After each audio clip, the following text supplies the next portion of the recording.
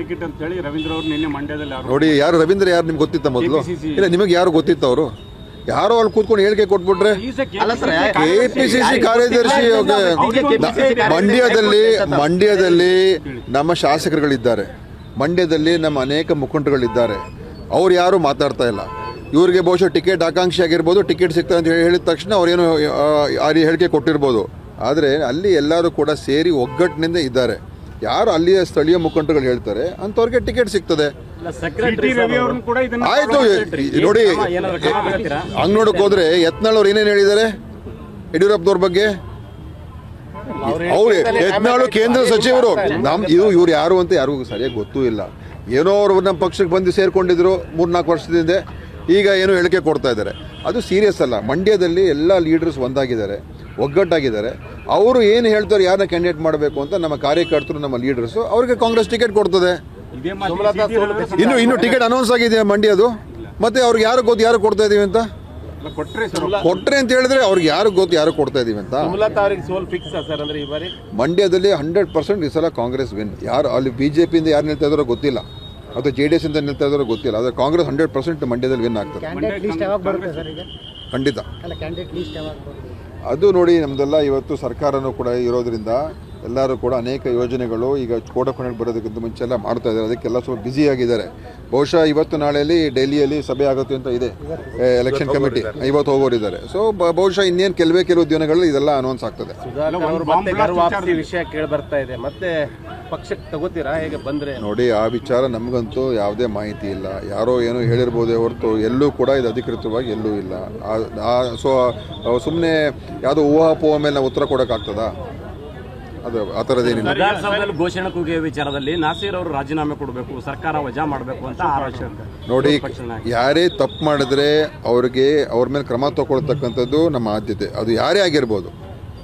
ಯಾರು ತಪ್ಪು ಮಾಡ್ತಾರೋ ಅವ್ರಿಗೆ ಶಿಕ್ಷೆ ಆಗಬೇಕು, ಕ್ರಮ ಆಗಬೇಕು. ಅದು ನಮ್ಮವರು, ಇನ್ನೊಬ್ಬರು, ಮತ್ತೊಬ್ಬರು, ಅದು ಮುಖ್ಯ ಅಲ್ಲ. ಅದಕ್ಕೆ ಆ ವಿಚಾರದ ಬಗ್ಗೆ ಈಗ ನಾವು ನಮ್ಮ ಪೊಲೀಸ್ ಇಲಾಖೆಯವರು ಕಾನೂನಿನ ಒಂದು ಅನುಸಾರ ಎಲ್ಲ ಕ್ರಮ ತಗೊಳ್ತಾ ಇದ್ದಾರೆ.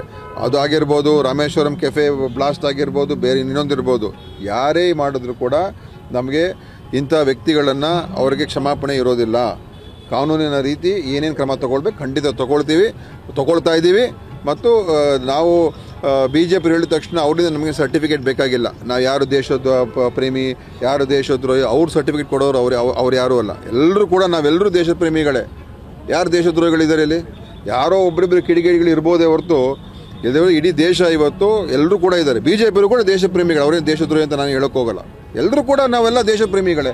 ಇದನ್ನು ಯಾಕೆ ಈ ಥರ ಒಂದು ಅನಾವಶ್ಯಕವಾಗಿ ಈ ಥರ ಪಟ್ಟ ಕಟ್ಟಕ್ಕೆ ಹೋಗ್ಬೇಕು? ಅವರು ಮಾಡಬಾರ್ದು ಆ ಥರದೆಲ್ಲ. ಅದು ಹೇಳ್ಕೊಡ್ಬಾರ್ದು. ಕಾಂಗ್ರೆಸ್ ಅಧಿಕಾರಕ್ಕೆ ಬಂದಾಗ ಒಂದ್ಸರಿ ಇದೇ ರೀತಿ ಆಗುತ್ತೆ, ಎಲ್ಲೊಂದ್ ಕಡೆ ಅವರಿಗೆ ಪ್ರೋತ್ಸಾಹ ಮಾಡೋದು. BJP ಅವರಿದ್ದಾಗ ಎಷ್ಟು ಮಟ್ಟಿಗೆ ಅವರಿದ್ದಾಗ ಬಾಂಬ್ ಬ್ಲಾಸ್ಟ್ಗಳಾಯಿತು, ಮಂಗಳೂರಿನಲ್ಲಾಯಿತು, ಶಿವಮೊಗ್ಗದಲ್ಲಾಯಿತು, ಬೆಂಗಳೂರಿನಲ್ಲಾಯಿತು, ಅನೇಕ ಕಡೆ ಅವರಿದ್ದಾಗಲೂ ಆಯಿತು. ಸಿಂದಗಿಯಲ್ಲಿ ಪಾಕಿಸ್ತಾನ ಧ್ವಜವನ್ನು ಯಾರು ಹಾರಿಸಿದ್ರು? ರಾಮ್ ಸೇನೆಯವರು. ಮಂಡ್ಯದಲ್ಲಿ ಪಾಕಿಸ್ತಾನ ಜಿಂದಾಬಾದ್ ಯಾರು ಕೂಗಿದ್ರು? ಬಿಜೆಪಿ ಕಾರ್ಯಕರ್ತರು. ಆಯಿತಾ? ಸೊ ಈ ಥರ ಎಲ್ಲ ನಡೆದಿದೆ. ಮತ್ತು ದೇಶದಲ್ಲಿ ಎಷ್ಟು ಇನ್ಸಿಡೆಂಟ್ ನಡೆದಿದೆ. ಪುಲ್ವಾಮಾ ಆಯಿತು, ಯಾರು ಪ್ರಧಾನಮಂತ್ರಿ ಆಗಿದ್ರು? ಇದುವರೆಗೂ ಕೂಡ ಪುಲ್ವಾಮಾ ಆದಂಥ ಸಂದರ್ಭದಲ್ಲಿ ಯಾರು ಹೊಣೆಗಾರರಂತ ಈ ಕೇಂದ್ರ ಸರ್ಕಾರ ಹೇಳಿದ್ಯಾ? ಅಷ್ಟು ದೊಡ್ಡ ಸೆಕ್ಯೂರಿಟಿ ಲ್ಯಾಪ್ಸ್ ಆಯಿತು. ಸೊ ಇಂಥ ಘಟನೆಗಳಾದಾಗ ಇದನ್ನು ಸರ್ಕಾರ ಜವಾಬ್ದಾರಿಯಾಗಿ ನಡ್ಕೋಬೇಕು. ಇದ್ರ ಹಿಂದೆ ಯಾರಿದ್ದಾರೆ, ಯಾಕೆ ಮಾಡ್ತಾ ಇದ್ದಾರೆ, ಇದರ ಉದ್ದೇಶ ಏನು, ಈ ಜಾಲ ಏನು? ಈಗ ಕಲಬುರ್ಗಿ ಮರ್ಡರ್ ಆಯಿತು, ಗೌರಿ ಲಂಕೇಶ್ ಮರ್ಡರ್ ಆಯಿತು, ಅವರೆಲ್ಲ ಯಾರು ಮರ್ಡರ್ ಮಾಡಿದ್ರು? ಅದ್ರ ಹಿಂದೆ ಯಾವುದೋ ಒಂದು ಇರ್ತದೆ. ಅದೇ ಥರ ಈ ರಾಮೇಶ್ವರಂ ಬಾಂಬ್ ಬ್ಲಾಸ್ಟ್ ಯಾರಿದ್ದಾರೆ ಇದರ ಹಿಂದ್ಗಡೆ? ಅವರೆಲ್ಲ ಒಂಥರ ಭಯ ಸೃಷ್ಟಿ ಮಾಡೋದಕ್ಕೆ ಉಗ್ರವಾದಿಗಳೇ, ಉಗ್ರ ಚಿಂತನೆ ಇರುವಂಥವ್ರು ಇಂಥವ್ರು ಮಾಡೋದು. ಕಲಬುರ್ಗಿ ಇರ್ಬೋದು, ಗೌರಿ ಲಂಕೇಶ್ ಇರ್ಬೋದು, ಈ ಬಾಂಬ್ ಬ್ಲಾಸ್ಟ್ ಇರ್ಬೋದು, ಎಲ್ಲ ಉಗ್ರ ಚಿಂತನೆ ಇರ್ತಕ್ಕಂಥ ವ್ಯಕ್ತಿಗಳೇ ಇದು ಮಾಡೋದು. ಅಂಥವ್ರಿಗೆ ನಾವು ಮಟ್ಟ ಹಾಕಬೇಕು. 22 ಜನ